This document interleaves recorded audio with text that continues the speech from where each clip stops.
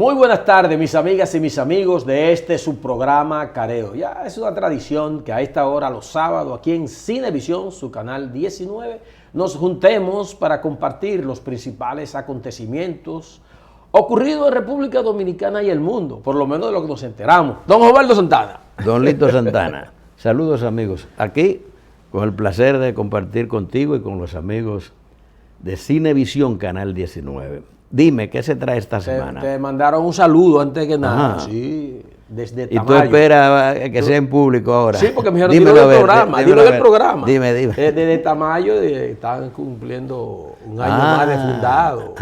El pueblo. Mis Entonces, amigos de Tamayo. sí, 10 de marzo es el Y día de la con fundación que poblanos, pasó ya. 10 de marzo. Sí, entonces, 1943, no es de la fundación, que era en municipio. que es el momento en que la comunidad de Atico, que nosotros somos tamayeros, Sí, ¿verdad?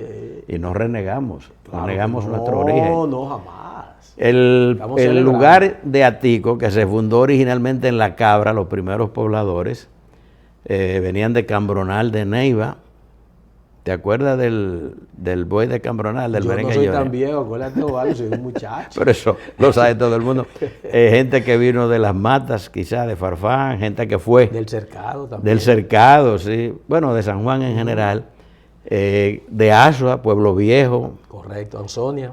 Bueno, entonces esos núcleos poblacionales fundaron a Tamayo en lo que es hoy Tamayo. Antes fue Atico, pero antes fue en un lugar llamado La Cabria. Ujú. Pero La Cabria con el tiempo, sobre todo a partir de 1930, cuando el ciclón de San Zenón, según cuenta mi papá, el ciclón provocó una gran inundación. Hizo que la gente acelerara su salida de La Cabria. Ya algunos se habían acercado a la cuenca del Yaque del Sur, se habían mudado a ese lugar que se llamaba Atico. Y el dictador Trujillo finalmente terminó creando la común que vino a ser hoy día el municipio de Tamayo.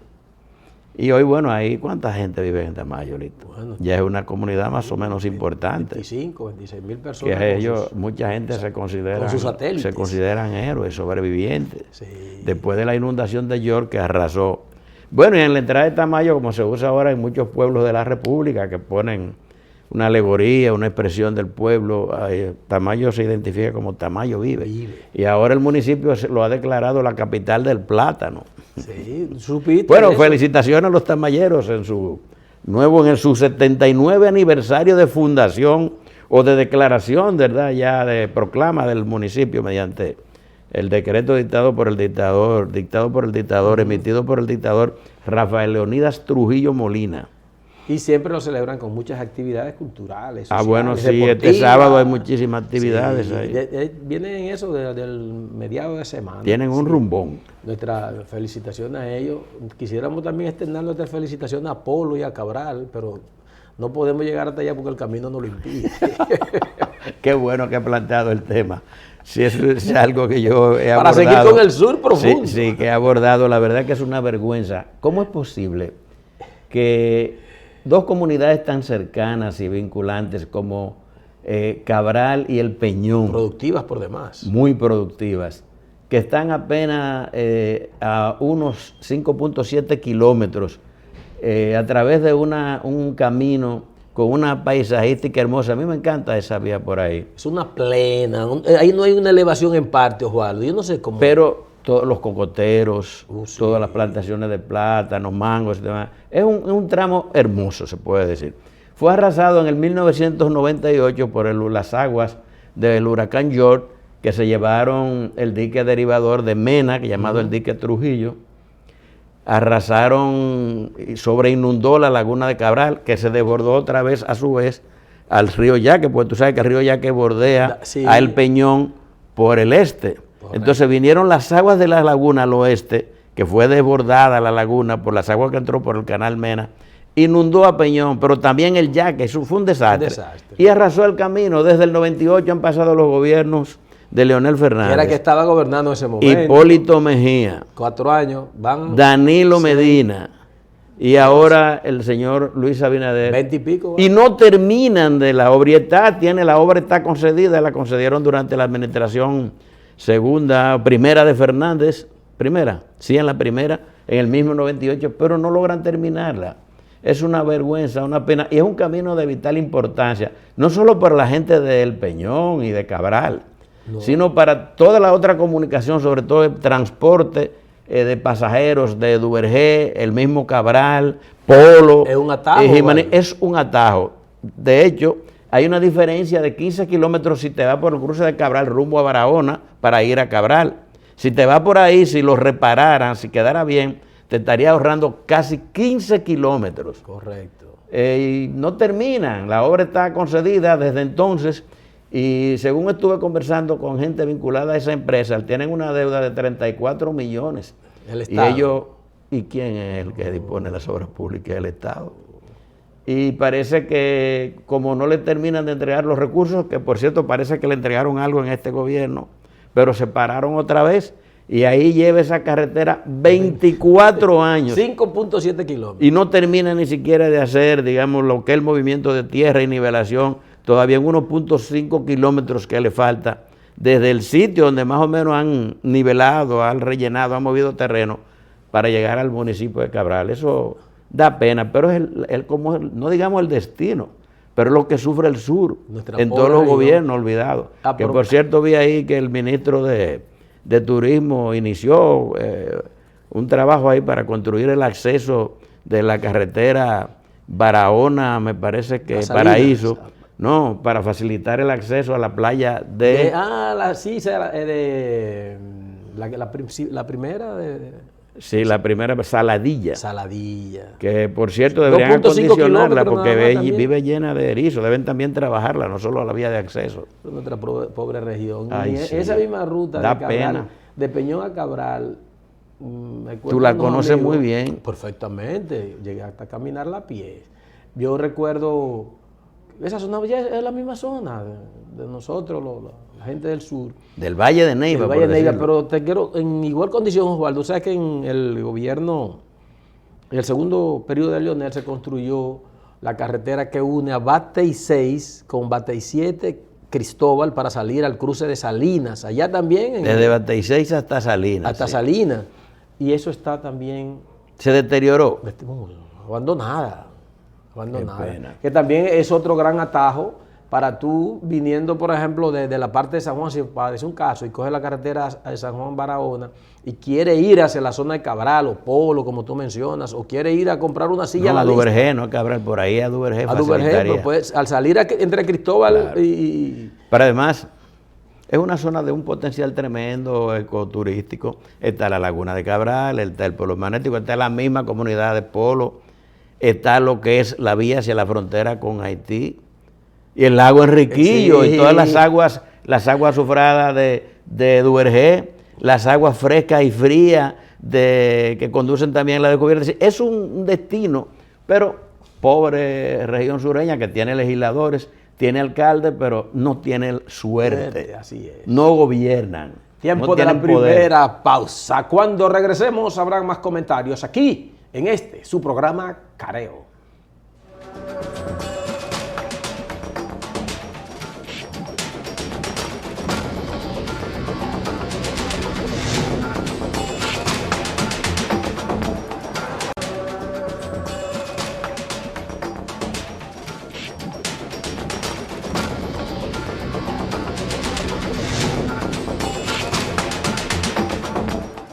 Muy bien, estamos retornando con todos ustedes acá en Careo. Osvaldo, extraña naturaleza, marzo, agua, vaguada, pueblos en alerta, regiones completas, en lo que nosotros llamamos antes, en la temporada de estiaje, era que decía nuestro amigo Minier, ¿te acuerdas? Sequía. Sí. Este periodo se caracteriza por la sequía, pero recuerde que en la tradición también se habla de la cuaresma hembra. Esta es sin duda alguna muy femenina, sí. Ha sido bien productiva, bien húmeda y muy favorable para la agricultura y para acumular agua donde ha llovido, que hay presa, embalses, para la producción Viendo este y tema, la vida. Me acordé de nuestro amigo Ramón Arpier, ¿te acuerdas? Un hombre defensor del medio ambiente y de estas cosas de la naturaleza, de nuestro ecosistema y todo esto que me ayudó mucho a entender esto, los estiajes, las temporadas de lluvia, las que no, que sí, eso. Siempre con su... Sí, un saludo para nuestro amigo. Entonces, Osvaldo, junto con esto, viene la situación del petróleo, que siempre lo abordamos en estas cosas. Estamos en una situación peligrosa en el sentido de que, como van los precios a nivel internacional, hubo un pequeño descenso. Llegó hasta 125 el de nuestra referencia, el de Texas, el que compramos acá. Sí, el de Texas, Wi-Fi. Dólares el barril. Y el presidente y el gobierno habían Pero dicho bajó que sí, ya ¿no? el cierre de... Bajó un 12%. Yo creo que fue Dios que nos metió la mano, porque el presidente había dicho que mientras se mantenga por debajo de 115... A 103 bajó. Sí, mientras se mantenga por debajo de 115, no lo van a aumentar, lo van a estar subsidiando. Y vi un estudio ahí que decía el expresidente de la Asociación Nacional de Distribuidores de Gasolina, de Espaillat, de que si nos llevamos a eso que dijo el presidente y no lo subsidian, vamos a darle un subión de 50 pesos por galón a cada uno de estos productos, porque no está fácil lo que está sucediendo en el mundo con este tema de los combustibles. Y como nosotros siempre tenemos la Virgencita de Altagracia que nos ayuda y nos protege, parece que vamos a pasar esta semana medio suave. Bueno, yo vi ahí que el presidente Abinader en su viaje al exterior de esta semana firmó unos acuerdos de cooperación, colaboración en varios aspectos con el gobierno de Fernández en Argentina. En Argentina, sí. Y entre esos aspectos está precisamente la colaboración en materia petrolera, pero eso es a largo plazo. Es un acuerdo para contribuir en transferencia de conocimiento, no sé si habrá inversión o qué, para explorar, pero en la República Dominicana se viene explorando el petróleo desde antes de yo nacer. Pero como quiera que sea, es una noticia buena. Se ve que el presidente Abinader está buscando, ¿verdad?, otros medios, otras alternativas. Yo, sin embargo, ya sabemos, ¿verdad?, el impacto que tienen las alzas de petróleo en la economía dominicana. No hay que hablar mucho de eso. Ya estamos hablando de un nivel de inflación que algunos adelantan, yo no lo quiero decir, han hablado hasta de 2 cifras, pero no ha llegado a la cifra oficial. Sí. Pero es un tema, eso está ahí, la gente lo está padeciendo de múltiples maneras. Yo hablaba la semana pasada de cómo se han disparado los precios de los productos que se consumen precisamente en esta época. Sin embargo, voy a comentar algo relativamente positivo, porque una cosa viene con la otra. Como tú decías, la República es un país de mucha suerte. A veces no es solo la gestión lo que pueden hacer las autoridades, sino nosotros mismos. Tenemos una cosa que uno no sabe definitivamente si es una categoría para el análisis o una categoría histórica o lo que fuera, la suerte. Nosotros somos una economía que se caracteriza por su diversidad. Cuando en tiempos normales, turismo, tenemos la tierra, los recursos para producir un porcentaje de lo que comemos. Eso ayuda mucho. Es verdad que vienen los factores, por ejemplo, para producir una libra de pollo hay que importar muchísimos barriles de maíz, aunque veo una amenaza, porque veo que una gran empresa que maneja mucho maíz en la producción de sus productos, alcohol, parece que está llegando a un acuerdo que no es malo, es bueno en la región sur para estimular la siembra de maíz y eso podría disminuir las importaciones de maíz, que está cada vez más caro en el mercado internacional. Pero lo mismo pasa, es un insumo fundamental para la alimentación de los cerdos. Pero decía que somos como quiera, una nación de suerte.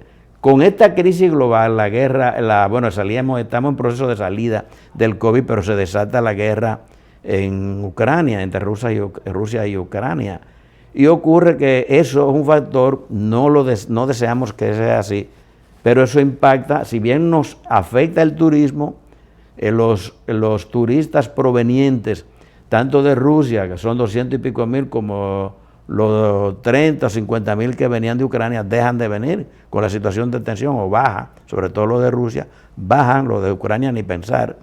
Pero sin embargo, como yo decía, la diversidad y la suerte de nosotros, con la guerra, todos estos factores, mientras había una depresión, por ejemplo, con los tiempos de COVID, con el aumento del precio del petróleo, con lo que implica la guerra. Sin embargo, nosotros somos también productores de 2 metales fundamentales, uno para la guerra y otro para buscar seguridad en tiempos de crisis. El de la guerra, ferroníquel, que vi ahí a su administrador gerente diciendo que los precios se han elevado muchísimo tras la guerra y ellos están produciendo a una velocidad extraordinaria, están produciendo muchísimo y eso mejora nuestra divisa. Por cierto, lo están haciendo sin Loma Miranda, parece que no era tan decisiva ahora.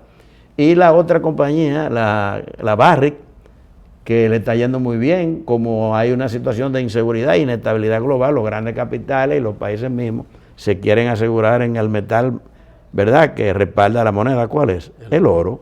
Nosotros, por suerte o por la razón que sea, somos productores de oro. Si ellos venden más, tienen que hacer más contribuciones al fisco y se supone que también de la ganancia igual.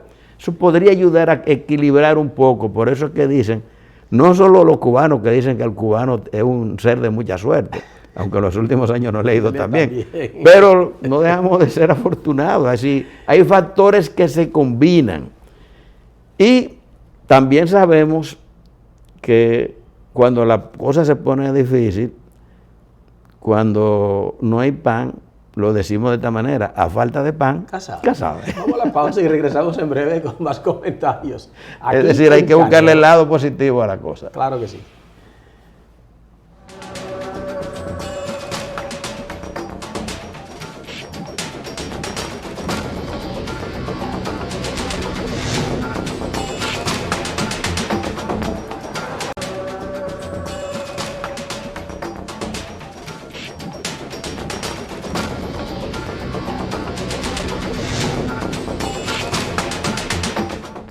Muy bien, estamos retornando con todos ustedes aquí en Careo.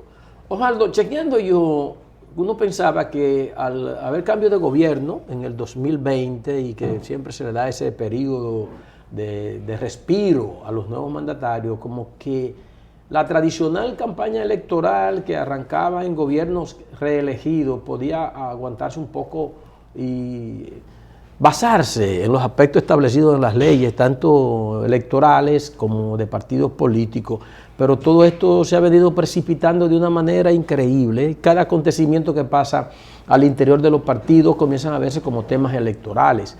Me refiero a que para la lucha interna en los partidos, para la lucha por posiciones tanto de funcionamiento interno como de candidaturas en los municipios y en las provincias y a nivel nacional, se establecía que sería el año preelectoral. El año preelectoral significaba, Osvaldo, el 2023. Estamos en 2022, en marzo, primer trimestre, y ya se siente ese fervor de la lucha política en un gobierno que no ha cumplido los 2 años, que lo va a cumplir el próximo 16 de agosto.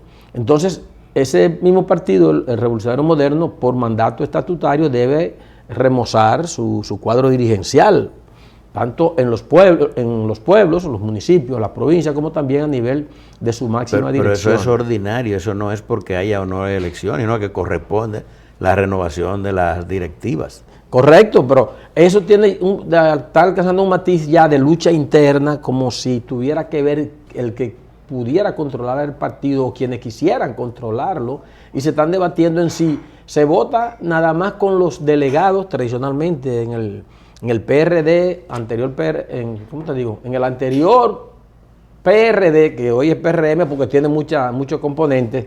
Las convenciones eran famosas, los tiempos Peña Gómez, tú recuerdas, eran eventos tremendos, pero con los avances del sistema democrático se fueron convirtiendo en procesos más abiertos, y el PRM llegó a asumirlo como una gran conquista. Y a veces problemáticos. Muy problemáticos. Bueno, porque eran en lugares cerrados. Aunque ellos tuvieron, sin embargo, una experiencia democrática interesantísima, que fue las famosas elecciones primarias aquellas, no sé si se llamaron exactamente primarias. Primarias cerradas. Pero era con participación de la base, bueno, de los PRDistas, no era de otra manera, no eran abiertas.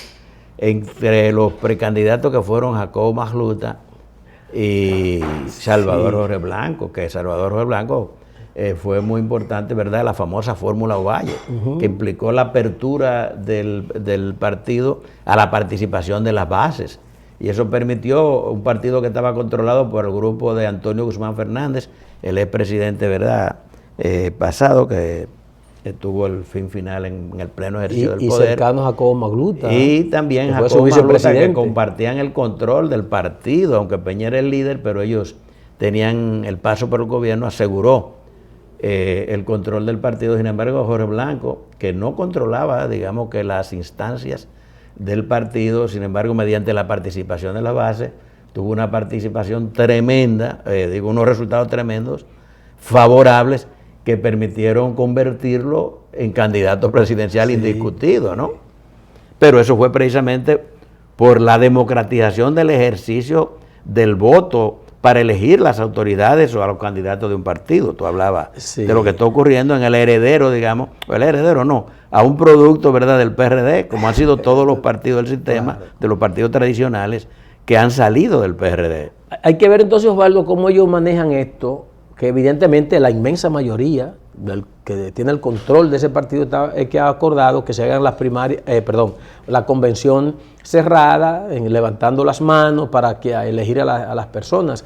No sé cómo lo harían en los municipios, porque regularmente se habla de la dirección nacional. Han encontrado algunos opositores que dicen que debe ser con el voto universal de los PRMistas. A ver cómo salen de esa primera situación, que ya se habla hasta de tribunales y de violación de leyes y de los estatutos. El Tribunal Superior Electoral puede intervenir, en fin.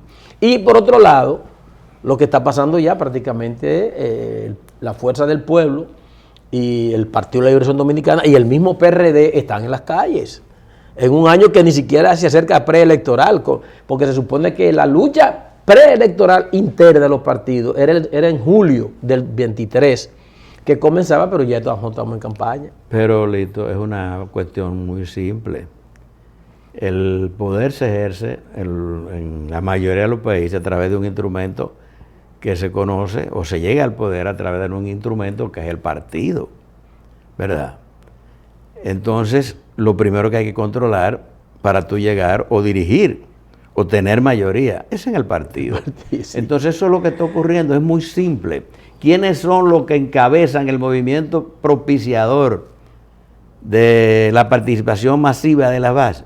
Son aquellos que no forman parte del gobierno. Mira, Alburquerque, el ingeniero Ramón Alburquerque. Sí. Ramón Alburquerque no quedó por la razón que sea, no es una materia que ahora yo voy a analizar.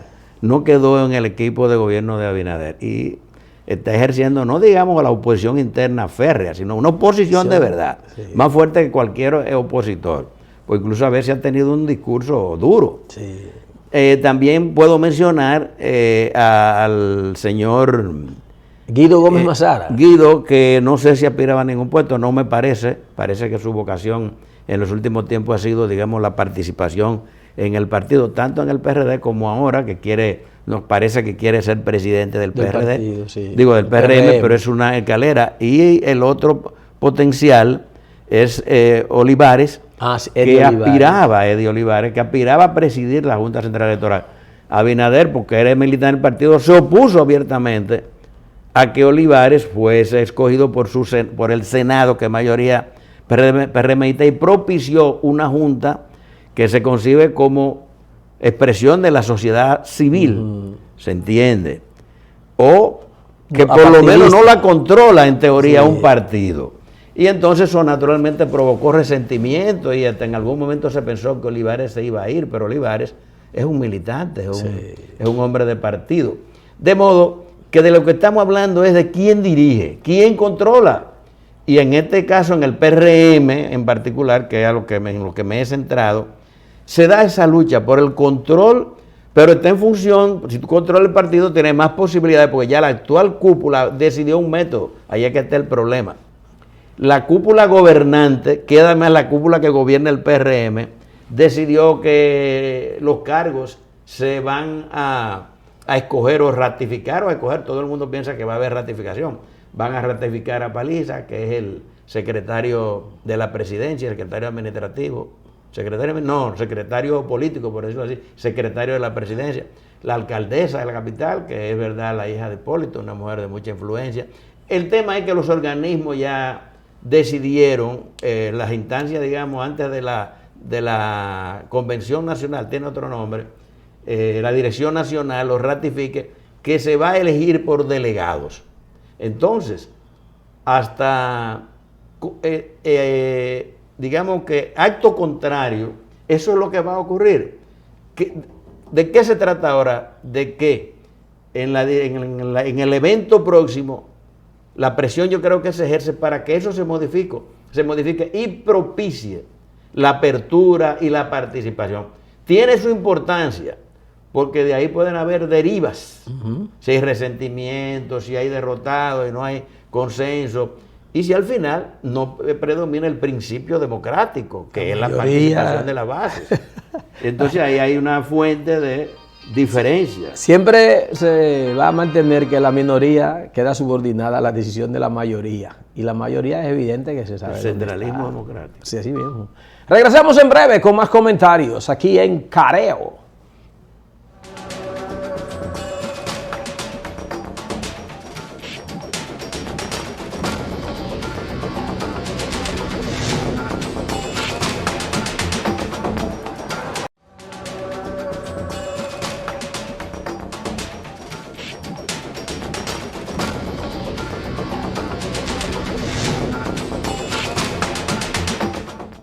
Muy bien, estamos de nuevo aquí con ustedes en Careo. Otro detalle interesante, Osvaldo, que le da sazón. Como quedó inconcluso eso, ¿verdad? Entonces, tú tienes que decir algo. No, sigue tú. No. Otro detalle. Precipité el final. No, porque debemos cumplir con los compromisos comerciales. Claro. Entonces, viendo esa situación que se da ahí, es clave lo que tú has planteado, de que es una lucha por el poder, que es lo que mucha gente a veces quiere buscar comprensión. De que, pero ¿por qué no se entienden? ¿Por qué no le buscan un arreglo a esta situación? Es el poder. El llegar es una guerra para llegar y el quedarse es una guerra para quedarse, porque de eso se trata, el ser humano. En el plano interno y frente a los contrarios. Claro, porque, a nivel interno es una lucha, digamos, hay contradicciones, lo que se definen como contradicciones secundarias. En lo que tiene que ver con los opositores, es una lucha, ¿verdad?, primaria, en primer plano. Entonces, si los partidos no resuelven su problema adentro, eso puede tener efecto en lo que puede ser el resultado, en la brega por el poder total, que es la dirección del Estado. Claro, que eso era lo que se decía en aquellos meses de problema en el PLD, que decían un partido dividido no gana, señores, arréglese. Pero esa lucha por el poder le quita el raciocinio, aunque sean genios de la política. Pero, y pasó lo que pasó. Déjame ayudarte un poco en esa dirección. Precisamente, ¿qué fue lo que propició en gran medida, que el PLD gobernara de manera continua durante tanto tiempo? Fue que sus opositores, vamos a decir PRD, PRM después, se mantuvieran divididos. Exacto. Porque si tú luchas unido, la misma agrupación, contra tu adversario, tienes más posibilidades que si se dividen y participan separados. Y en alguna medida también el PLD jugó a eso. Sí. De modo que después de la experiencia que el PRD, PRM vivieron, de esa experiencia, la verdad es que no deberían cometer, para mantenerse en el poder, desde la lógica de conservar el poder, no deberían repetir, ¿verdad?, lo que ya sufrieron. Lo ciegan. Los PLDistas cayeron ahí y están pagando las consecuencias. Sí, pero lo ven cuando están afuera, pero cuando están dentro y piensan en que pueden salir, se obnubilan, se ciegan. El poder, tú sabes que el poder ciega, embrotece. Y en el caso del Partido Revolucionario Moderno, eso que estamos hablando de la lucha, aunque sea en desniveles tan notables, es interna, porque evidentemente que la candidatura de Abinader va a ser en el 2024, va a la reelección, así ya le abrieron el paso al modificar sus estatutos, que fue una simple medida, porque ya la Constitución permite. Pero que tú ahora puedas hacerlo. Lo que se está debatiendo es la dirección del partido. Es lo que digo, la dirección del partido. Y lo digo a propósito de que ya han comenzado a circular encuestas, no quizá propiciadas por el PRM ni por Abinader, sino que una que sale periódicamente para este tiempo, la CIT latinoamericana, que coloca a Abinader en muy buena posición en lo que tiene que ver con aceptación de la población, solo superado por Nayib Bukele, que es un fenómeno político en El Salvador. Esa es la encuesta en América Latina. En América Latina, sí. De los presidentes. De los presidentes, pero que es un reflejo, porque esos números, yo no lo entendía antes bien, es que se aplican a una encuesta local. O sea, son 12 países, en esos 12 países que ellos están sondeando, cogen 1.200 personas de cada país y sacan el promedio del que más popularidad tenga de acuerdo a como la gente lo vio en su nación. Entonces Nayib Bukele sigue con un 85% de aprobación, gran problema para Estados Unidos, que le está advirtiendo a su población que no permitan que ese hombre sea otro Maduro en Venezuela. Y él dijo, pero son cosas distintas. Pero el Departamento de Estado se huele. Es de derecha. De derecha, pero lo que ellos no quieren es dictadura, Osvaldo. Ellos lo han dicho, ni de izquierda ni de derecha. Tiene que ser lo que digan los Estados Unidos. No, la transparencia que ellos abogan, porque no es que él no pueda volvemos al mismo tener punto, popularidad. pero es un problema de los guatemaltecos. De los de salvadoreños. Salvadoreños, sí, perdón. Bueno, pero entonces cuando sea un problema de los salvadoreños, que viene una inundación y acaba con ellos, que no acudan a Estados Unidos a buscar ayuda para que no es así tampoco, porque también está la solidaridad, la obligación de los grandes países ahora respecto a los más pobres. El discurso de Estados Unidos ahora mismo no es, y por lo que yo vi, la declaración del Departamento de Estado, no es ni siquiera oponerse a que un gobierno sea represivo o no represivo. Es que terminado su periodo, y eso le pasó a Danilo Medina con aquella visita de Pompeo, es que no modifiquen nada. Te bien, ganaste un segundo periodo. La llamada de Pompeo. Entonces, Abinader queda en un segundo lugar en popularidad en América. Tú sigues hablando de la encuesta. De la encuesta, sí, latinoamericana, con un 70%. Lo que me llama la atención es que más abajo está López Obrador de México y aparece Daniel Ortega, lejos, pero Daniel Ortega era un hombre que se religió con problemas, que se asumía que estaban planteando que fue bajo una dictadura y todas estas cosas, y de hecho fue bajo una dictadura con el apresamiento. ¿Sabe qué está pasando en Nicaragua? Económicamente no le está yendo muy mal. Ese es el asunto también de El Salvador, que aunque no respeten los parámetros de la democracia, pero si la gente le está yendo bien, dice, bueno, como sean democráticos, no, pero estamos más o menos bien. En el caso de El Salvador, es la lucha contra la delincuencia, las bandas estas, los maras y esas cosas, que ellos lo han podido controlar. Otra encuesta está saliendo, no conocía eso, Red Social se llama, que dice que el presidente Abinader... ¿Quién patrocina eso? Un segundo premio, así que no se sabe mucho por dónde cayó. Pero están tratando de contrarrestar un poco esta y le dan un nivel de participación o favoritismo a candidaturas, por ejemplo, en Abinader. Pero esa es interna, porque aquella de presidente a nivel de regiones por país no miden a los opositores. No. Es la popularidad y la aprobación a los presidentes. Sí. Es decir, esa no está remitida a la política local necesariamente. Correcto. En este caso que estoy mencionando, eso es más en las redes, que siempre sale una encuesta como que publican otra para contrarrestar. La guerra de los partidos. Ahí el el presidente Abinader anda con un 38% de posibilidad de elección. Esa es elección, no popularidad, que son valores distintos. El presidente Fernández un 24% por ahí y el PLD un 17%. ¿Cómo que se llama quienes lo auspician? Como Red Social. Bueno, es un asunto de encuestas. Pero se sabe quiénes son, eso hay que verlo. Sí, porque esto es complicado, este mundo del internet y esas cosas. Vamos a la pausa, Osvaldo, para regresar en breve con más comentarios en Careo.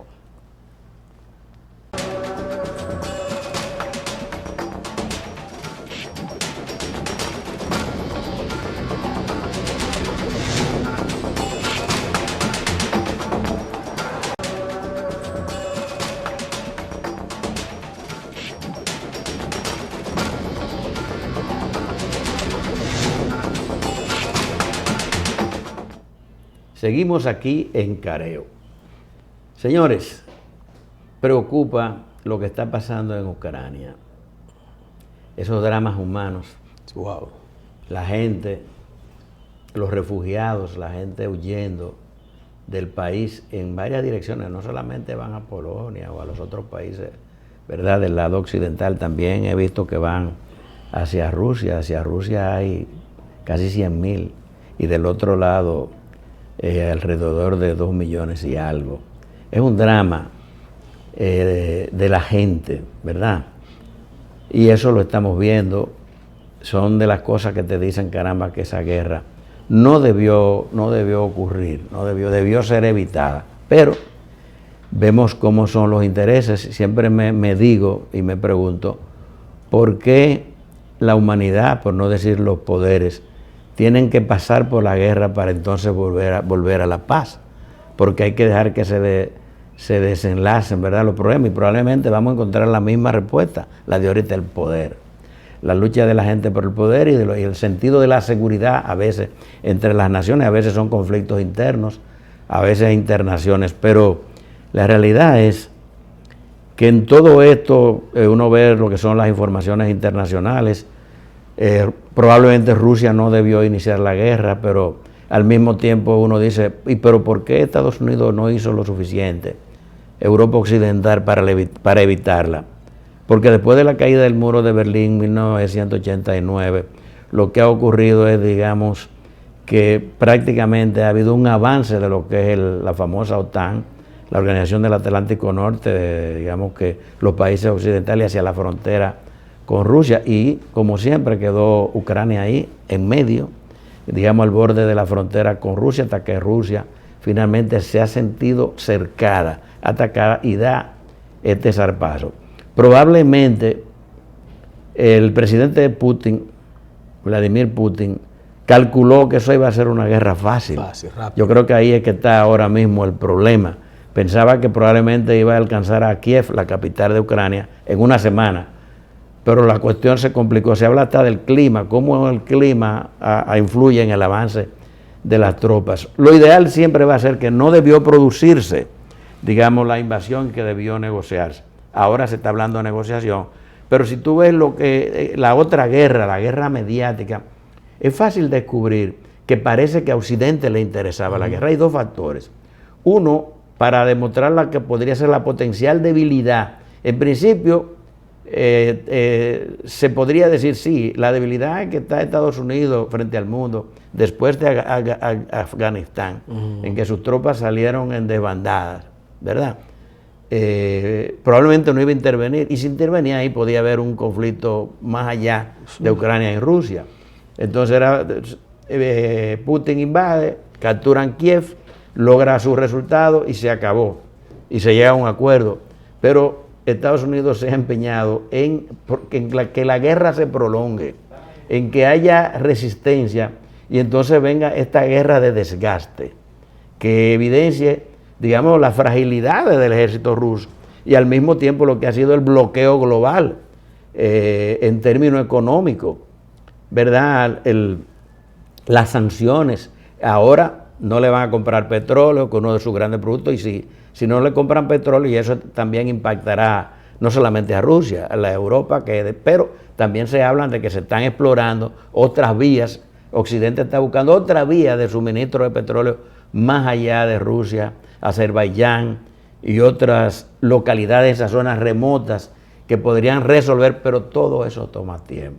Por donde quiera que se mire el mundo, o más que el mundo, lo que deciden, porque el problema, las grandes víctimas son los ucranianos, por decirlo así, pero ahí se debaten dos poderes, el poder de Occidente, como puede decirse, es decir, del bloque de Unión Europea, Estados Unidos y Rusia. Entonces es evidente que eso debe llegar a su fin, que Rusia ha hecho el planteamiento de los tres reclamos fundamentales, ¿verdad?, para salir, que es que Ucrania reconozca a Crimea como territorio ruso, que fue concedido después de la Segunda Guerra por Rusia a Ucrania, por lo que ha ocurrido, por cómo Occidente se ha acercado a su frontera, que reconozca los territorios del Donbass, donde está Donetsk, y el otro territorio que se proclaman como independencia y que hablan ruso y se proclaman república, y asimismo que Ucrania se admita su desmilitarización y que sea un país, digamos, no alineado. En fin, parece que Ucrania se ha resistido, se niega también a rendirse, y eso sugiere que esa guerra se podía ser prolongada, y eso sería terrible, no solamente para ellos, sino para la humanidad, que también está siendo afectada. Nosotros aquí en Dominicana, bien lejos de esa región, estamos sufriendo por cómo se han incrementado los precios del petróleo, los transportes, las materias primas, etcétera, etcétera, etcétera. De modo que es un conflicto que afecta a esa región y prácticamente el mundo. ¿Quiénes lo decidirán? Los que tienen el poder. Y son ellos los que, en fin de cuentas, influyen en el destino de la humanidad. Un solo detalle, Osvaldo, ya estamos llegando a la parte final del programa. Estados Unidos llamó a no comprar, o decidió no comprar el petróleo en Rusia, como tú has planteado, e instó a sus aliados en Europa que hagan lo mismo. Y este detalle quiero resaltar, el gobierno de Alemania dijo, no, nosotros no podemos hacer eso que ustedes hicieron, ustedes tienen petróleo reservado.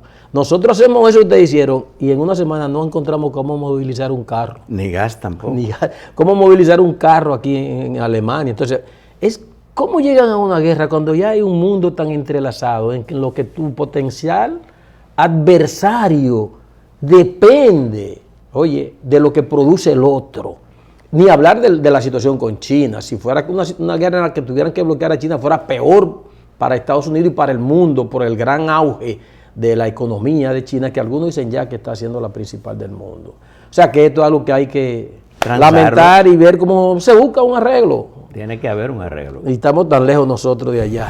Pero no, afecta a todos, no, y el sufrimiento de ahora por internet pueden vernos, Boris Yeltsin. No es que nos vean. Y Zelensky. Es el costo, el sufrimiento y lo que significa para la humanidad. Así es. Se nos ha acabado el tiempo, Osvaldo.